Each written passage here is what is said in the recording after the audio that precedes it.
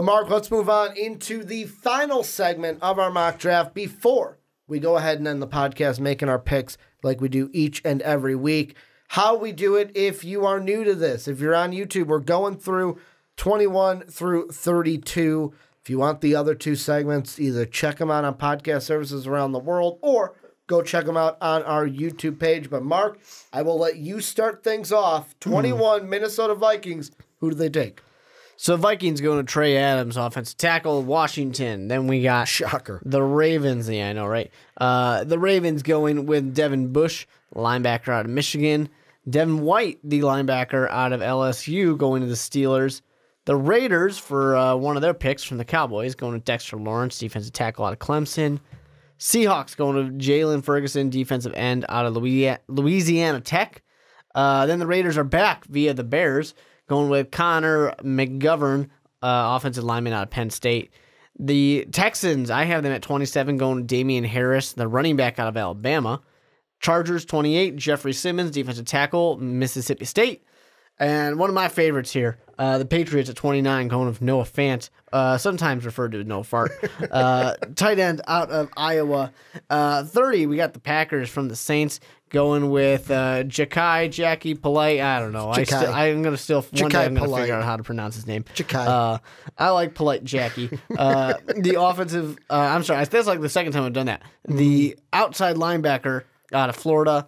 Then 31 Rams, Tyrone Prescott, I'm assuming, offensive guard, North Carolina State.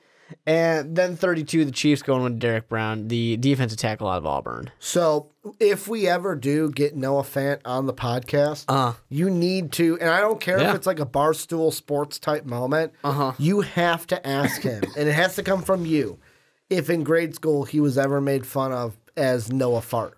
Yeah, I mean, maybe he wasn't made fun of. Maybe he was happy to be called Noah Fart. I don't know. Maybe he was a gassy guy in grade school, and that's how he got the name. I don't know. I'm a gassy guy, but my last name doesn't look like Fart. I'm telling you right now, Mark, non-professional Ricky over here, there is one name on this portion of my mock draft I am going to mess up because I did not look up how to pronounce this name. I really don't know why people get that worked up over whether you pronounce a guy's name right or wrong. I get it. I get it.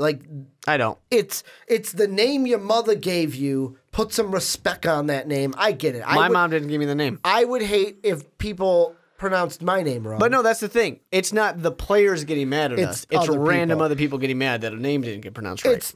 They watch these guys. They kind of have that connection to them. It's like they feel like they're the brothers and sisters of this guy because they're fans. And hey, that's my dude because he plays for my team. I understand it, although I'm letting you know now I'm going to screw that name up. And I'll start off Vikings at 21, Trey Adams, OT, out of Washington, just like you had. He's been injured for most of the year. He'll be back for the Rose Bowl game, though, this upcoming January when Washington plays. Oh, is that Ohio State they're playing? I think it's Ohio State in the Rose Bowl. Then the Ravens at 22 will go. I'm going to screw his name also just because of the cool reference. Montez Too Sweet, the defensive end from Mississippi State, or Montez, I know it's real sweat, but Too Sweet, defensive end from Mississippi State. Then the Steelers going Brian Burns, the brother to Bernie Burns of Rooster Teeth, outside linebacker and defensive end from Florida State. Is that an actual thing? No. Okay, because that would be cool. Every time I see his name, I just think Bernie Burns from Rooster Teeth because their last name's both Burns, and his first name's Brian, but they have no relation. I just threw that out there. Then the Raiders via the Cowboys go A.J. Brown, the wide receiver from Ole Miss. Seahawks then going to go Braylon Murphy, the cornerback from the Washington Huskies. Then the Raiders via the Bears going with Ja'Kai Polite, the outside linebacker from the Florida Gators. Then the Texans going Max Sharpling, that's what it is, Sharpling, the outside or offensive tackle. Wow, now I'm doing what you're doing, but on the offensive side. The offensive tackle from Northern Illinois. Chargers go Derek Brown, defensive tackle from Auburn. Patriots go Jeffrey Simmons, the DT from Mississippi State. The Packers via the Saints, they're going to go Paris Campbell, the wide receiver from the Ohio State University. And then that name that I said I was going to screw up that I should have probably looked up, O'Shane Zaminis? Zaminis. I don't know. outside linebacker from Old Dominion. Yeah, he's going to go to the Rams at 31. Then at the Chiefs at 32, they will take Trayvon Mullen, the cornerback from the Clemson Tigers. And the first team, Mark, I want to look at the Oakland Raiders. We talked about them earlier. Like we mentioned their pick earlier. But they got 2 picks here, Raiders and Cowboys. I'm going to ask you this. Before I ask you about the pick, I want to ask you about Raider news. Cool. What are your thoughts about them firing Reggie McKenzie today? And now basically it's John Gruden's team. Like, he is taking a stranglehold over this team. I'm not surprised because I think John Gruden came in and said, I do what I want when I want, and you all deal with it.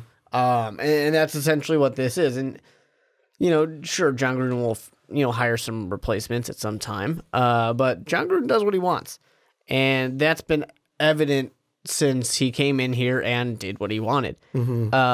So, I'm at a point when it comes to the Raiders where I don't question anything they do at this point. You're just accepting it. It's like, hey, this is Gruden's dream. This is Gruden's team. He does what he wants. Man. Gruden being Gruden. And it's either going to work or it's not.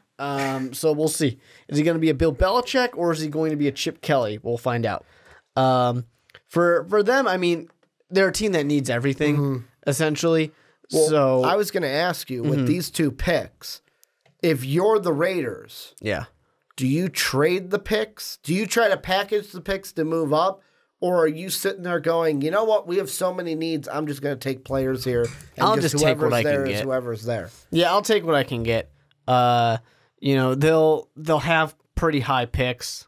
The Bears are almost guaranteed to be in the playoffs at this point. Knock on the desk here that they don't mess that up. The Cowboys are looking like they got a pretty good spot to win that division, so they're going to be up there as well.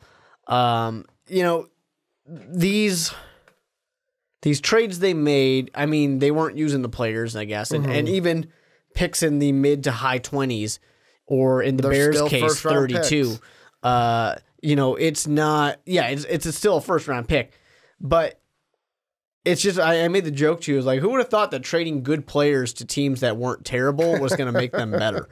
Well, they almost traded Khalil Mack to the Rams. Yeah. Which would have made that pick, like, I think the only reason they traded to the Bears was, there's a possibility that'll be a higher pick than the Rams.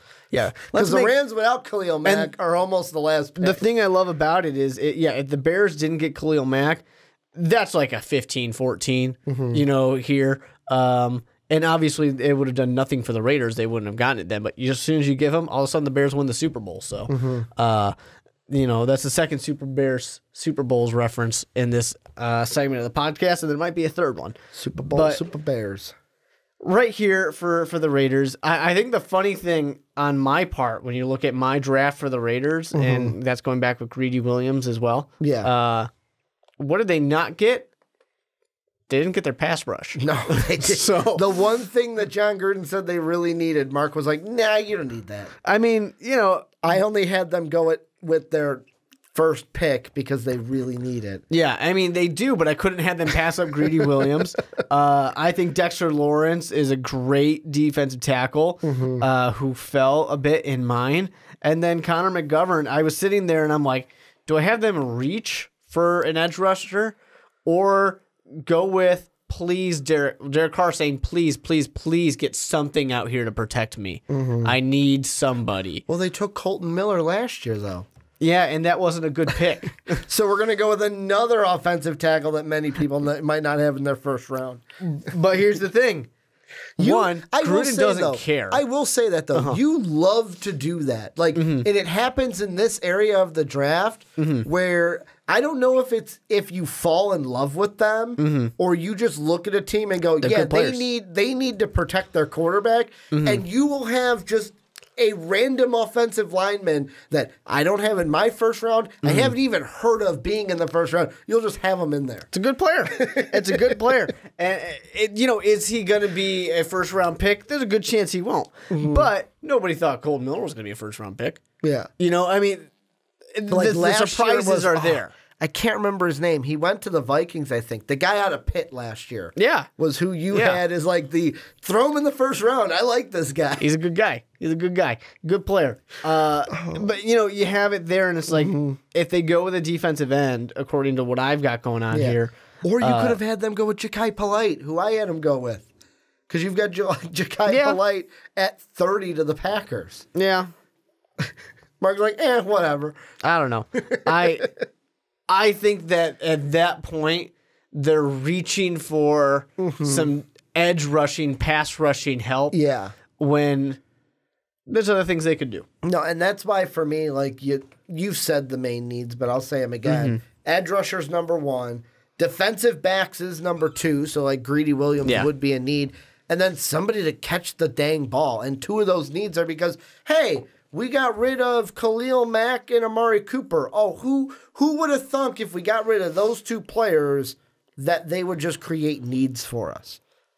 Like the most asinine, S10, S11 thing that I have ever heard out of John Gruden's mouth is they trade Khalil Mack, then after a week 1 loss goes, hey, we probably would have won if we had a pass rush. It's like, are you stupid? Yeah. Like, what's going through your head? Like, do you think about this before the words come out of your mouth? If you ever listen to John Gruden talk, he probably is not thinking that much about what he's saying before he says it. But here's the thing I think of with the Raiders, too, is the Raiders have to know, and John Gruden has to know, he's got 10 years, and 9 of them are coming after this season. 10 years. And this is not something that's going to be fixed in 1 year. No. The Raiders will be back in the top 5 of the next year's draft. It's and then bound to happen. They'll take Tua at number 1 next year, and Derek Carr will be traded. They honestly could. Why not get rid of Derek Carr, at the beginning of the next year if, maybe the Redskins, they're a good fit for Derek Carr. Why not? Man. Jaguars, Tom Coughlin would love to have Derek Carr. And that's why, like, with that last pick at 26, I was like, they could go cornerback. They could go Mullen out of Clemson. But I'm like, you know what? Screw it. John Gruden said they need pass rush. They're going to take pass rush with the 3rd overall pick. They're going to take pass rush with the 26th overall pick as well, especially getting A.J. Brown at 24. How about a team that you said that when I was like, oh, what teams would you like to talk about? You threw this team out there. What is going on with your mind and the Texans? And tell me why you have them drafting Damian Harris out of Alabama, because Lamar Miller has been blowing it off the last few games. He's been looking a lot better than he did before Brandon and I traded him for Saquon Barkley in fantasy. Well, here's the big thing here. You have a team that is a good team, and they don't have a lot of needs. They've got a great defense. They've got a really powerful offense. And when you're a team that has that good fortune, you sit there and you look and say, well, what's something that's going to make us even better? We're not caring about filling holes and filling needs. We're sitting there thinking, what makes us even better? And a Damian Harris type of powerful running back is going to be something that makes the Texans deadly. I mean, you get a solid 1-2 punch. Combine that with Deshaun Watson, who can use his own legs too, and has a great arm. And you have such a deadly offense. You're competing with the Chiefs, the Rams. You're going to compete with the Saints, these really high-powered offenses now, which you can already mostly compete with, but you might be a step back from them. That would just be a deadly pick. It's a greedy pick. It blows my mind with this team that, like, if you look at Pro Football Focus, they have the Texans' offensive line as one of the worst in the league. One of the worst in the league. And, like, I saw that, and I was like, oh, screw it. They're going with, I'm giving them a tackle. I don't care if I look like Mark Weber, giving them Max Sharping, or Sharpling. Yeah, Sharping, out of NIU. Like, this is a team that needs offensive line help. And, like, you say, like, oh, they don't have many needs. That's one they do need. Because I know what some people may say, like, oh, well, they're winning so many games in a row because Deshaun Watson's doing it, and he's kind of Russell Wilsoning it, where, oh, it breaks down, he extends the play with his legs. Well, if I'm that team, I want to keep him as healthy as I can, and that's why I would go offensive, like, why I'm going offensive tackle for them. is because you got to protect it. And at this point in the draft, defensive back help, either safety or cornerback, might be a little bit of a reach for him. Like, if some way Deonta Thompson falls, that would be a good pick for them. If Braylon Murphy had fallen and was here at 27, I would have probably went that route instead. But, like, this is a team that needs offensive tackle help, and they need to protect not just their running game, but they need to protect Deshaun Watson and keep him healthy, because if they don't, they're not going to be a good football team. Yeah, and they're a team that, with a quarterback who's been injured in the past, they are going to ride and die by that. And they need to do what they can, of course. But, you know, I do think that you add one more running back type of piece, you can be greedy, and it's only going to help. Last guy I want to bring up, Noah Fant, or as you like to refer to him, Noah Fart. And this is a guy I had mentioned in the second segment. I almost had him go 20th overall to the Titans, but thought it was a bit of a reach for the Titans, especially with N'Keal Harry and A.J. Brown still on the board. Yeah. Then I got to 30. Yeah, 30 with the Green Bay Packers. And I was sitting there and I was going, Noah Fant, he could be the pick for the Packers here at number 30. The reason why I went away with it and went Paris Campbell for them is maybe this is me looking into it too much.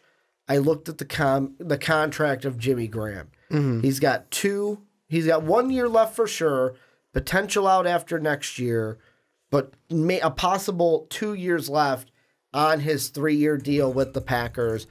I saw that and was like, they're not going to take another tight end in the first round.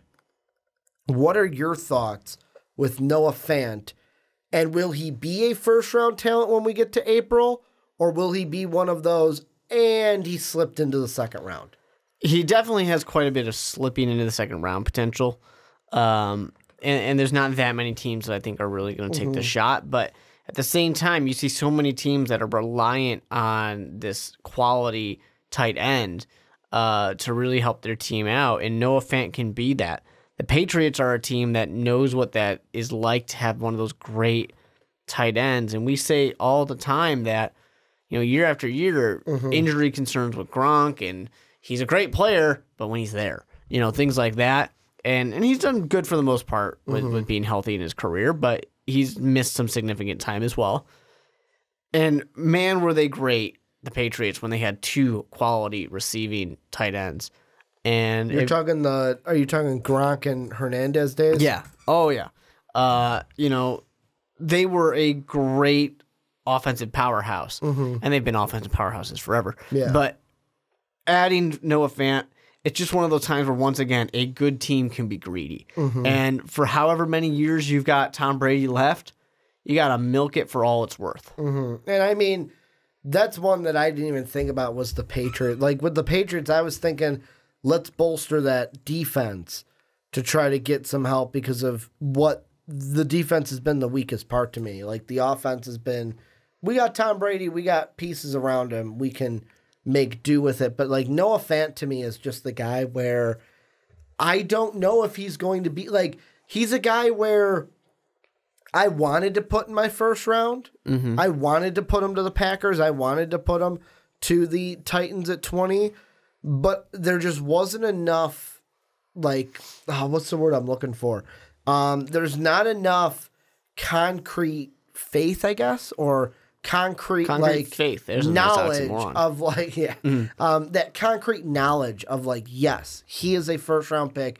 This is the pick for them to make. Whereas the Packers and Paris Campbell some people may say, hey, that's a reach. But like with the Packers at 30, because they've got 2 picks, I think this 30th pick needs to be something offensive because Aaron Rodgers needs something. Yeah. He needs something. It could even be Damian Harris, and it would be a good pick in my mind. Like, and I don't know if Packer fans would want the team to draft another Alabama running back because we all know how that went out the first time. Like, Eddie Lacy was good until he kind of like had some weight issues and then fizzled out and went to Seattle for a couple of years. Yeah. But I mean, that is another one where I'm like, I didn't think about Damian Harris. It was Campbell or Noah Fant. But like Noah Fant's at one where it's like I could see a team like the Chargers going for it because it's like, hey, like I know their main tight end is injured. They got Antonio Gates for right now. He's kind of older. The Patriots could do it because, like you said, dual tight end sets. The Packers could do it. The Rams could technically do it because their number one receiver, I believe, is Jared Cook at this point. And then the Chiefs obviously wouldn't need to. They got Travis Kelce, who sometimes doesn't even get the ball from Patrick Mahomes because he's too busy handing it off. Their passes, but they look like handoffs to Tyreek Hill, to where I wonder if a team later on is going to take Noah Fant, but I could see him just slip into the second round. Before we move on and make our picks, anything you want to mention in this last region that you're like, you know what? I decided I want to say something here. Well, the only thing that I've got to say here is it's weird to me that this is not the pick that really belongs to the team. 30 for the Packers, and I see it, and it just like I don't think about the fact that it's not actually their pick. It just feels right. Like the Saints? No, it just feels right to see the Packers at 30. And as a Bears fan, that makes me mad. That I don't see that and go like, that's so weird that the Packers are there. Yeah. No, it's weird that that's not actually their pick. Yeah, no, because usually we see the Packers in this late region. Yeah. And right now their real like pick 14 is 12. or something. Yeah. The one that blows my mind still, like speaking on that note, let me see. There's 2 picks in the top 20 that blow my mind. The first one, the Browns at 13, because I don't remember the last time I've seen the Browns outside the top 5. Yeah. Like, they are going to be a top 15 pick, and that's good things for the city of Cleveland. The other one, Falcons in the top 5. Name the last time you remember the Falcons being in the top 5 of the NFL draft. Wasn't Mike when they drafted Matt Ryan? Well, no, wasn't Mike Smith's last year? Weren't they like really high up? I'm gonna pull up their draft when he got fired. Quick. Let's see, all-time draft history. So they drafted Calvin Ridley at 26, Takkarist McKinley at 26, Keanu Neal at 17, Vic Beasley was 8 in 2015. Okay. No, you're right. Jake Matthews in 2014 was a 6th round pick. So they've had a couple. Or a 6th overall pick. Julio was also a 6th overall pick. The last time they were in the top 5, 2008. You know who they took in 2008 with the 3rd overall pick? I would guess that's Matt Ryan. That's Matt Ryan. Yeah. They took Matt Ryan with the 3rd overall pick. Have they ever had higher? The last time they had the number 1 overall pick was 2001. Do you know who they took there? 2001 was a long time ago. I don't remember. Quarterback. Probably one of the most famous quarterbacks in Atlanta history. Do you want my my enjoyment of a Michael Vick just lighting it up, changing Madden forever, and ruining friendships? Yeah, that was the last time they had a number 1 pick. Matt Ryan was the last time they had a top 3 pick. But let us know what you guys think down below about anything we've talked about in these last 12 picks. Let us know what you think about the Packers, Noah Fant. Let's see, we talked about the Raiders here, and there's the Texans also. Let us know what you think about all of this down below in the comment section.